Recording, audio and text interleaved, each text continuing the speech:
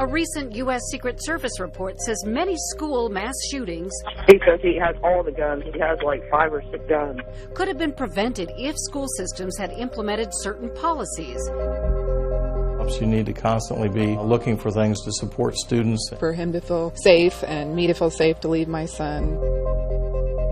Tonight, the I-Team investigates if steps Miami Valley districts are taking in the name of safety.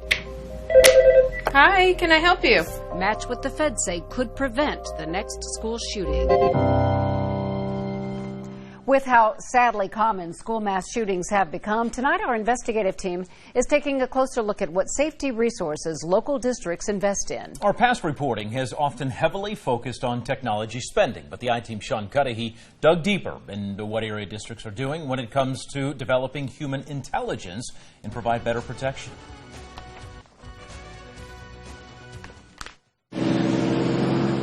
they're not going to high school, they're going to dentist. Dentist. She thinks they might go to dentist.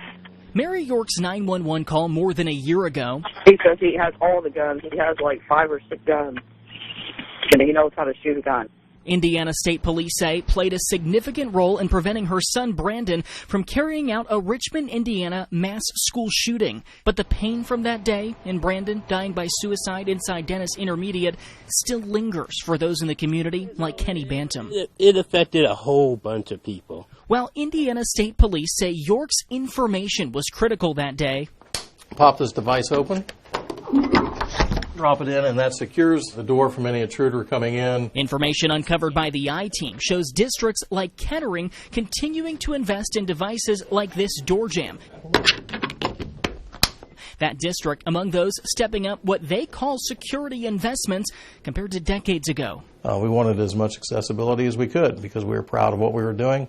It's almost hard to imagine that now. It is. It is absolutely hard to imagine that now you keep access limited as much as possible to make sure that only the people who belong in the building are in the building. It's been some time since school buildings have had unlocked side doors during the day, but in recent years, many districts have tightened security at the front entrances as well. Just to be able to get in the front door, you have to be buzzed in. Hi, can I help you? And that's far from the only thing. Once inside the building, too, chances are you're on camera. So many districts like Kettering have put in place new high-tech camera systems. The I-Team found systems like this are practically standard now across the region. But it is a reality, and we have to do whatever it is to keep people safe and secure. But this report the I-Team reviewed says protecting students takes even more. The recent Secret Service study looked at 41 school shootings from 2008 through 2017. In 80% of them, the schools already had some sort of physical security measure. Nearly half had a resource officer on duty at the time, and more than 2/3 of those schools did lockdown drills. But look at what the report tells us about the young people who carried out the attacks. 80% were bullied, 71% used guns in the past, and 100% of them showed some sort of concerning behavior before the attack. Many of those things we now know about Brandon Clegg. The Secret Service says knowing all of those warning signs, the key is all school personnel should be trained to recognize signs of a student in crisis, recommending teams to assess threats, training to identify students in distress, zero tolerance for bullying, and systems for students to report concerns anonymously. That last part is key. The I-Team asked school districts across the Miami Valley if they're doing those things. Every district we contacted said it had student and staff training to recognize concerning signs. Every district had anonymous bullying and threat reporting. Each had threat assessment teams or something similar.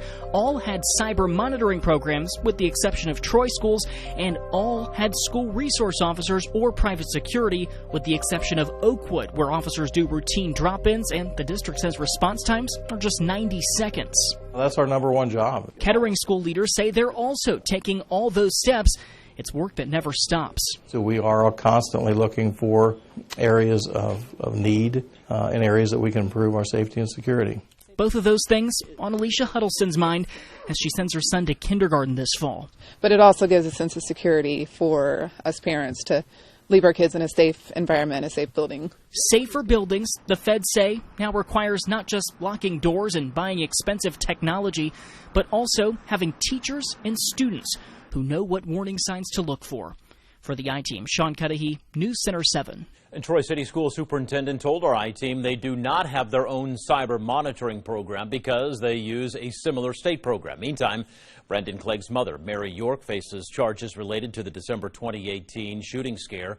Wayne County prosecutors said she did not try to stop her son from getting guns at their house, and she removed him from a hospital despite Clegg saying he wanted to kill students who bullied him and left him unsupervised. Her trial starts in April. And we have posted the full Secret Service report for you to read. It's live right now on WHIO.com.